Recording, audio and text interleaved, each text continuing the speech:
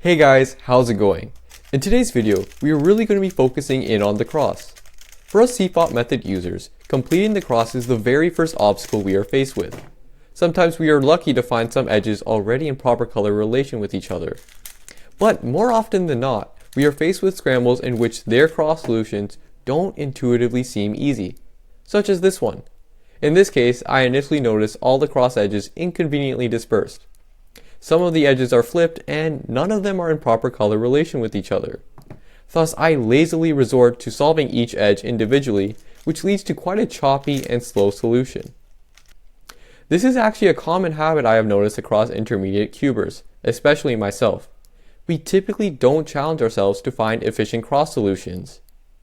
And that's partly because finding an efficient cross solution doesn't immensely improve your solving speed than an inefficient one. After all, that's why so many of the cubing tutorials that aim to improve your speed target F2L, OLL, and PLL, since learning efficient methods for completing those steps can shave off your solve time by many seconds. But that doesn't mean we should completely dismiss the value of an efficient cross. Whether it be a 0.5 to 1 second difference, that is still a big deal in the cubing world, as even the hundredths of a second dictate your placement in a competition. So let's not underestimate the importance of an efficient cross. Instead, let's challenge ourselves to find those faster solutions when things get tricky. In this video, I will be highlighting some of the guidelines that I have benefited from to help bring your cross game to the next level. Without further ado, let's get into it. And just before we get into it, guys, I'd just like to say a couple of things. One, to help maximize your learning for this video, I strongly recommend you do the scrambles I display beforehand and then watch my solution so that you can better appreciate the tip I have. And two, I break things down pretty slowly here to accommodate perhaps less experienced cubers, but you can watch the video at 1.5 or 2 times speed to save time, as the video and audio are still comprehensible. But anyways, let's get into it. So let's first quickly try to analyze what exactly makes a cross solution efficient and thus which guidelines we should try to follow. To start, it's important to restrict approximately how long a cross solution can be. Now, from my experience, most of my efficient cross solutions have maxed out at around 7 to 9 moves, and that includes rotations and regrips. 7 to 9 moves maximum is the rule you should always follow. Now, why am I including rotations and, more obscurely, regrips into our move count? Well, they are notorious for being time consuming, as they cause lengthy transitions between turns, and they also break the momentum you gain when you're trying to accelerate.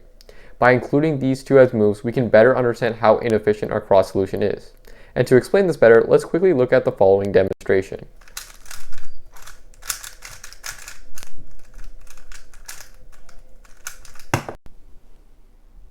In this scramble, I have two solutions, each of which have the same number of moves.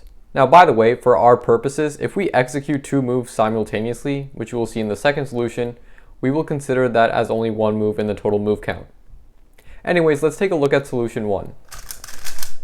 Now let's take a look at solution 2. Despite them being the same number of moves, they have different efficiencies. Now, where do these differences come from? Let's take into account the regrips. We see that the second solution has less regrips than the first, which leads to fewer total moves being performed and thus a faster execution. So if we mentally consider regrips and rotations as moves in our total move count, we can better understand the inefficiency of our cross. Now, that being said, not all efficient solutions will have 0 regrips and rotations, as they are bound to happen in most scrambles you will encounter. The question now becomes, how do we minimize the number of rotations and regrips we use? I want to go through a couple of scrambles to reveal some helpful guidelines. So for the first tip, it's actually quite simple but very effective. Personally, it has been a huge lifesaver when I couldn't find any efficient cross solutions. And essentially, the tip is hypothetical, and I call it the what if we do this move tip. It stems off the idea that if we are guided in the right direction, we can come up with better solutions. So let's take a look at this scramble here. Okay, at first glance, the solution might seem obvious. I just use the green to insert the orange and then insert the blue. However, when I was inserting the blue, I had to do 2 regrips, and also that solution had to use my non-dominant hand quite a bit, which made the overall execution a bit awkward. So overall, this cross solution isn't quite preferred. Let's see if we can try to use this tip to spark some inspiration for a more efficient cross. So what if we did this move? Well, the overall solution from what I had before doesn't really change, right? I still use the green to insert the orange and then the blue. Okay, what if I do this move?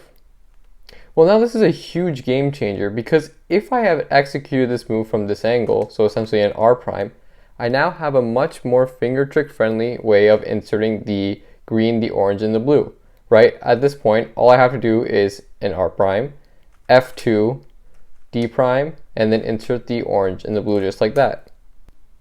This solution had no regrips and did not engage my non-dominant hand. A lot of the time, it really just takes one move to make an efficient cross solution much more obvious to us, which is why this tip is so handy. Okay, these next two tips are going to be concerned with wide, or colloquially known as fat moves, which are essentially moves that use two layers. And they're denoted by lowercase letters. So, for example, this would be small r, and then this would be small r prime. Now, I really want to focus on these wide moves, because we can use them to avoid rotations and regrips, and they also open up a wide variety of efficient cross solutions. So just to get a basic idea, I just did a quick hand scramble here, so you can just watch for this one. And this is the state of the cube, okay?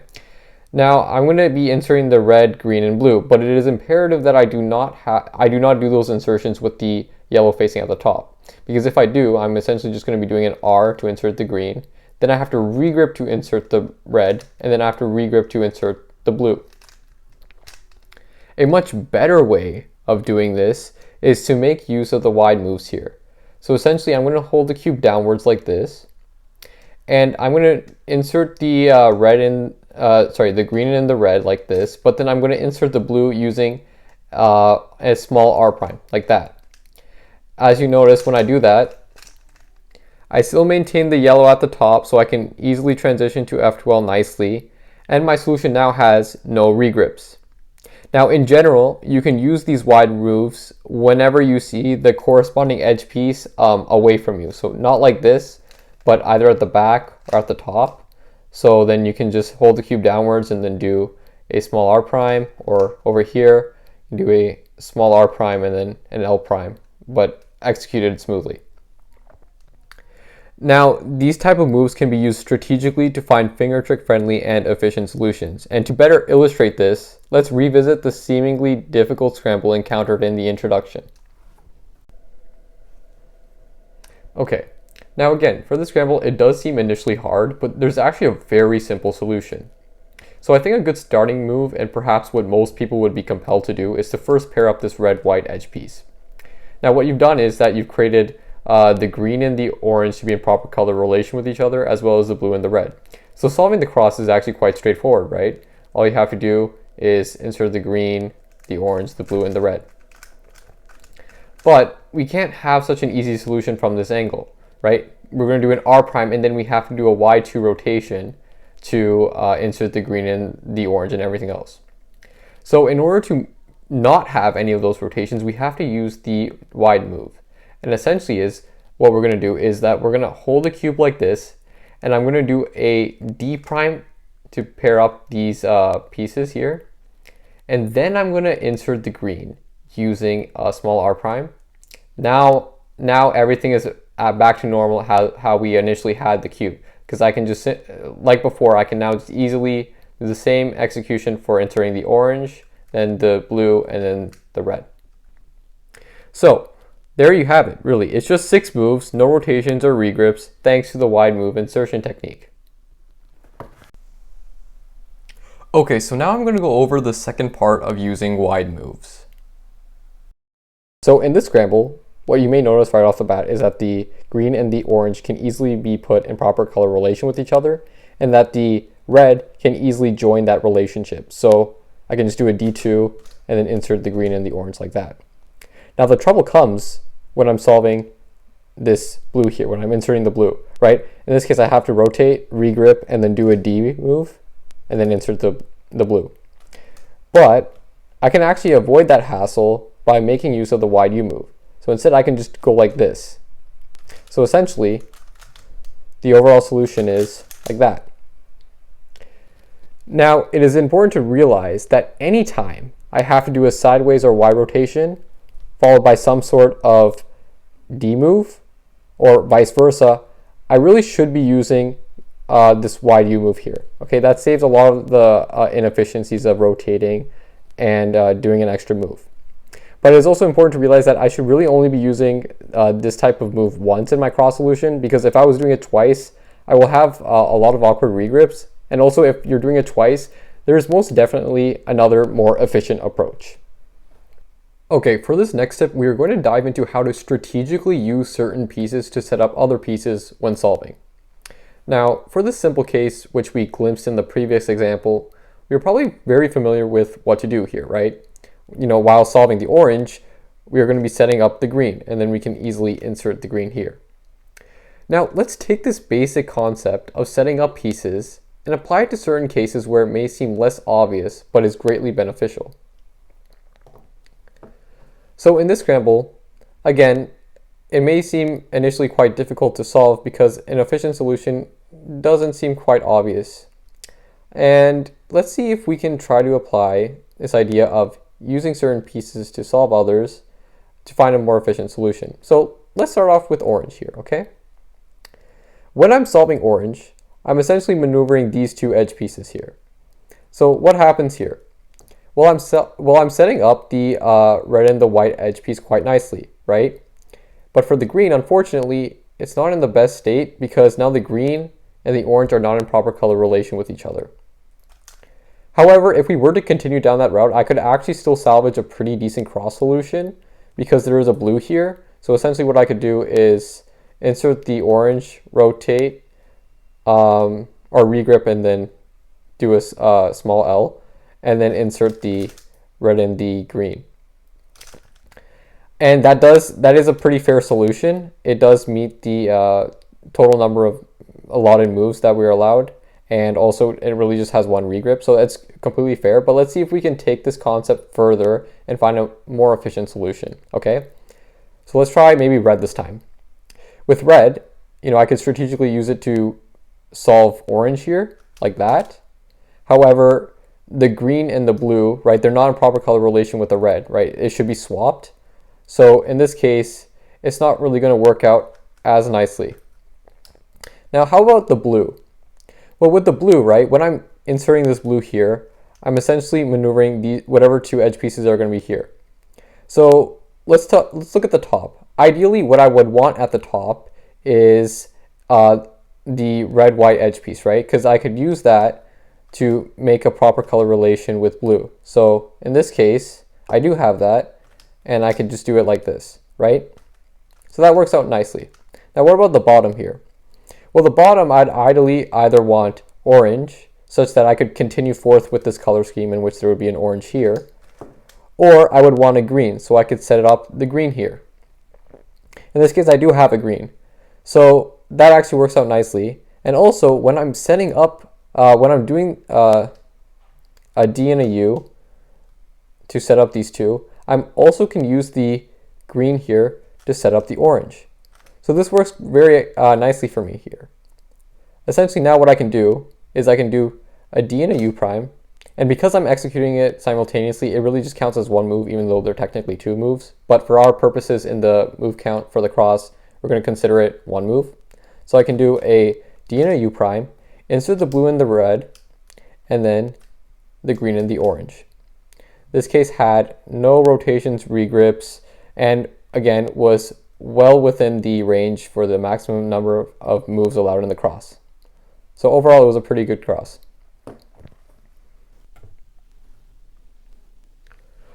Okay, for this last tip, I want to reinforce this very basic idea because often I catch many cubers, especially myself, forgetting to consider this. But please always ensure that you've inspected the entire cube or the other angles on the side that you're solving before you go forth with the cross solution that you had in mind. Do not be complacent with solving the first orientation where you find a somewhat satisfactory solution. Look at the cube from different angles. You will often find a much better solution. So like in this scramble, when I first take a look at it from this angle, I can come up with a solution that I'm okay with, which would look like something like this. But if I consulted different angles, So let's say this one, I can come up with a much better solution. For example, like this. Okay, that solution had 0 regrips and it used my non-dominant hand a lot less. So ensure to look at different angles before you come up with your decision of which cross solution to go with.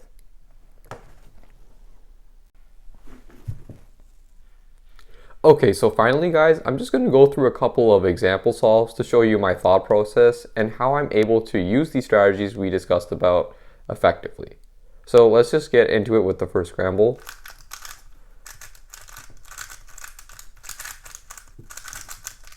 Okay, and yeah, we'll be solving on white cross. So I notice that the blue is solved and I can make the red solve with the blue, or I can make the green and the orange and the red solved all within each other. So, but,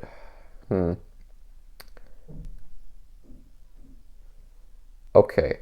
Yeah, so I can do this. So I can use the green to solve essentially the orange and the red. And I think I can use my wide moves here to insert the blue. So essentially what I'm going to do is this. I'm going to hold the cube downwards, as we discussed before. And then I'm going to, even though the white side is on top, I'm going to just do a U like that. And then I'm going to do an R2, a small R2 to bring, to insert this blue edge piece and to bring the cube on top. Okay, let's go on to the next scramble.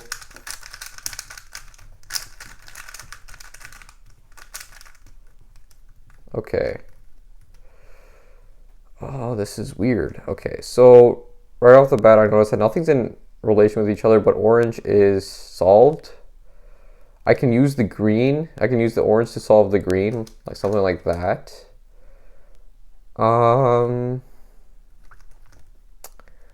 Rotate around here to get a better idea. These two can be in proper relation, but it's just tricky because I have nothing else to do with the orange and the green.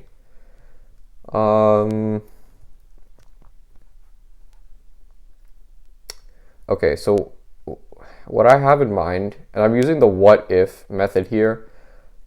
Essentially what I just did is I thought, okay, what if we align the blue over here? Okay, now it's actually made it a lot easier for me to visualize what to do, and perhaps it's also easier for you guys. But now what I can do is that I've freed up this red here, and I can just insert it downwards, and then I can use the orange to solve the green by when I'm solving this red here. Okay, so essentially U2, L prime, D prime. Then I'm going to regrip here and insert the orange and the green, and then regrip here and then insert the blue, just like that. Okay, let's do one more scramble.